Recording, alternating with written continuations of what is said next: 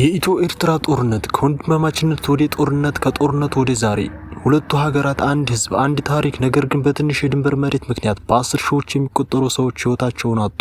እንዴት የኢትዮጵያና ኤርትራ ከወንድማማችነት ወደ ጦርነት ደረሱ? የባድመ ጦርነት በእርግጥ በመሬት ብቻ ነበር ወይስ ከዚያ የሚበልጥ ምክንያት ነበረው? ዛሬ ይህን ሙሉ ታሪክ እንመልከት። ኤርትራ በ1993 በተካሄደ የህዝብ ውሳኔ ከኢትዮጵያ ተለይታ ነጻ ሀገር ሆነች። በዚያን ጊዜ ብዙዎቹ የሁለቱ ሀገራት ግንኙነት የተሻለ ይሆናል ብለው ያምኑ ነበር። ድንበሩ ክፍት ነበር፣ ንግድ ይካሄድ ነበር፣ ሰዎችን በቀላሉ ይጓዙ ነበር። ነገር ግን ይህ ሰላም ብዙ ጊዜ አልቆየም።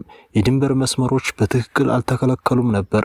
በተጨማሪም የንግድ ግንኙነት፣ የገንዘብ ስርዓትና የፖለቲካ አለመግባባቶች እየጨመሩ መጡ።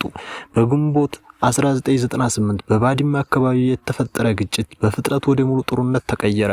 ሁለቱ ሀገራት በሺዎች የሚቆጠሩ ወታደሮች ወደ ግንባር ላኩ። ታንኮች፣ መድፎችና የአየር ኃይል በስፋት ጥቅም ላይ ውለዋል። ዋና ዋና ውጊያዎች በባድመ በዛላምበሳና በቡሬ አካባቢዎች ተካሂደዋል። ጦርነቱ በሁለቱም ወገኖች ከባድ የሰውና ኢኮኖሚ ኪሳራ አስከትሏል። በአጠቃላይ በ10 ሺዎች የሚቆጠሩ ሰዎች ህይወታቸውን እንዲያጡ ይገመታል። በ2000 በአልጀርስ የሰላም ስምምነት ተፈረመ። ጦርነቱም ቆመ። ከዚያ በኋላ የድንበር ኮሚሽን ባድመን ለኤርትራ መወሰኑን አሳወቀ። ነገር ግን የውሳኔው አተገባበር ለብዙ ዓመታት አከራካሪ ሆኖ ቆየ። ከ2000 እስከ 2018 ድረስ ሁለቱ ሀገራት አልተጋደሉም፣ ግን ሰላምም አልነበራቸውም ተብሎ በሚገለጽ ሁኔታ ኖሩ። ድንበሩ ተዘግቶ ነበር፣ የንግድ ግንኙነት ተቋርጦ ነበር፣ ቤተሰቦችም ለዓመታት ተለያይተው ኖሩ። በ2018 የኢትዮጵያ ጠቅላይ ሚኒስትር አብይ አህመድና ኤርትራው ፕሬዝዳንት ኢሳያስ አፈወርቂ የሰላም ስምምነት ተፈራረሙ። ድንበሩ ለአጭር ጊዜ ተከፈተ፣ አየር በረራዎችም ጀመሩ። ይህ እርምጃ በዓለም አቀፍ ደረጃ ተወደደ። ለዚህም አብይ አህመድ የኖቤል ሰላም ሽልማት ተሰጠው።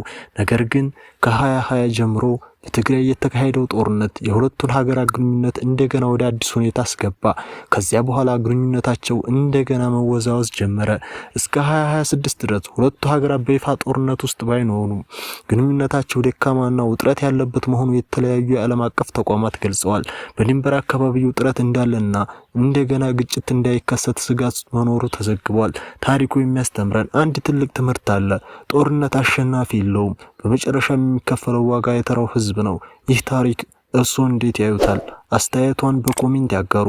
ቪዲዮውን ከወደዱት ላይክ ያድርጉ። ለተጨማሪ የታሪክ ዘገባዎች ሚላ ቲዩብን ሰብስክራይብ ያድርጉ። እናመሰግናለን።